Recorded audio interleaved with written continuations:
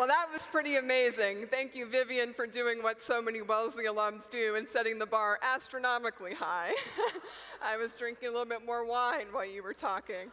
But as Linda's mentioned, I work at CNN, and a number of my colleagues actually have a very good concept of what the Wellesley Network is all about. And they like to make jokes to me at least once a week about how often Wellesley women are in the news.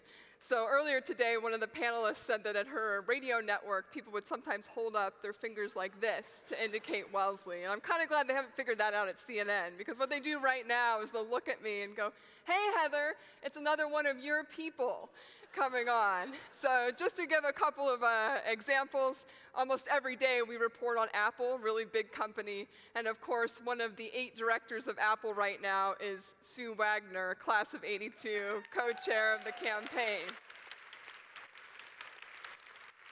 As we all know, Wellesley also dominates on the world stage, and CNN recently ran an op-ed by Madeleine Albright, class of '59, on the Iran deal. And if you watch CNN, you've probably also seen Kimberly Dozier, class of '82 as well, who's one of our Middle East experts.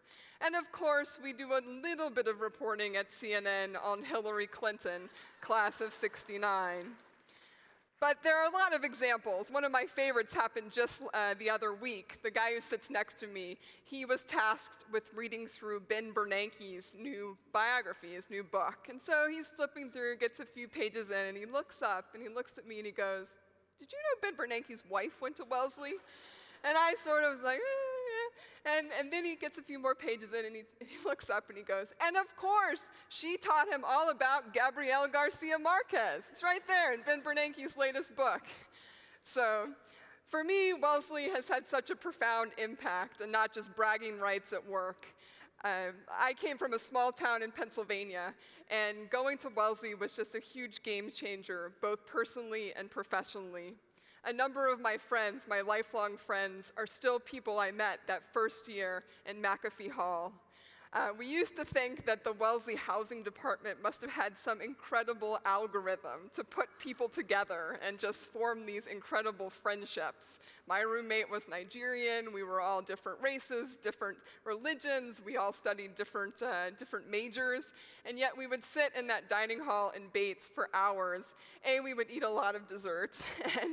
And B, we would just talk and talk and talk about what we were studying and what we were doing with our lives and our dreams. And the dining hall staff in Bates were very nice, but they used to eventually shut the lights off on us and sort of pleasantly say, "It's time for you to take the conversation elsewhere." But I think as a student, many of us realized that we would always keep in touch with our friends, our core group of friends, and our amazing professors. 3 of my faculty advisors are here tonight.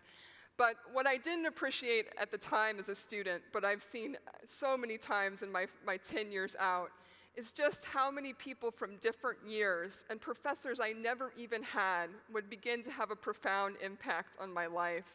Just to give one example, as Linda mentioned, I started a career in investing in London, and then decided to have one of those big life transitions to move into the media. And I moved back to my hometown of Harrisburg, Pennsylvania.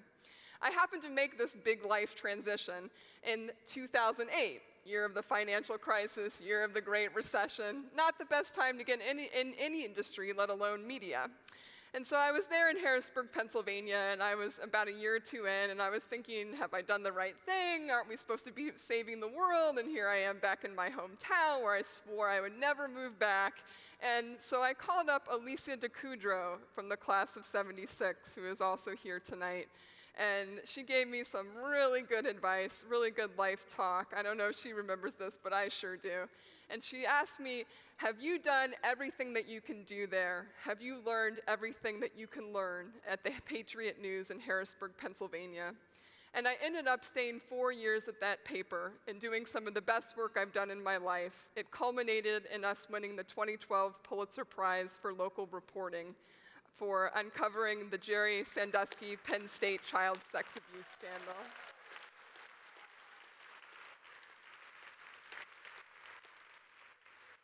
more recently, I've transitioned to New York, and one of the things in one of those small apartments in New York, I got together with some other young alums, and we decided that we should launch the Wellesley and Media Network. We sort of loosely modeled on the Business Leadership Council. And there we were over tea and, of course, cookies. It was a Wellesley function.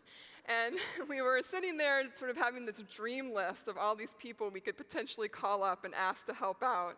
And we timidly started giving calls to people like Lynn Scher and Ellen Levine and Geneva Overholser. And of course, the response was just immediate. How can we help? What can we do? And those three have already come and spoken to the group. And just time and again, reaching out to the Wellesley Network has been so important. I think the last thing that I would say about Wellesley Network at the moment is if you're not on the Facebook groups, you need to get there. It's incredible what's going on. Wellesley women have put together Facebook groups. These are private groups of just Wellesley alums where we talk about everything from cooking to how to manage your personal finances to world politics to dating. I've gotten some really good dating advice on the Wellesley forums. And it's this amazing community. And I've tried to describe this to other friends, including other Rhodes Scholars and people from other schools. Like, don't you have something like this? It's just amazing. People just post great advice and are brutally honest. And my friends look at me like, that just sounds crazy. I can't believe that people, will be that honest with each other. And I think it's driven home for me that what's so great about Wellesley people is whenever they're together, and I've heard it today, just time and again, you get two questions constantly. Number one is, what are you doing? Tell me what you're working on. Tell me what you're excited about. Wellesley alums really want to know the meat and the substance of what's going on. And the second question that you get so often from Wellesley alums is, how are you doing? How is your family doing? People really want to know your day-to-day life and what's going on. And that's what I love about Wellesley. People can sit here and you can talk about the biggest events on the world stage and have a coherent and deep conversation. But you can also talk about the day-to-day struggles in a very raw and personal way. And that is so powerful and does not happen at many schools from what I've seen. I think in conclusion, we all have that moment that we remember, our first time on this beautiful campus. And for me, it was move-in day at McAfee Hall. And it's a very chaotic time. You're there trying to calm your parents down. It's going to be okay.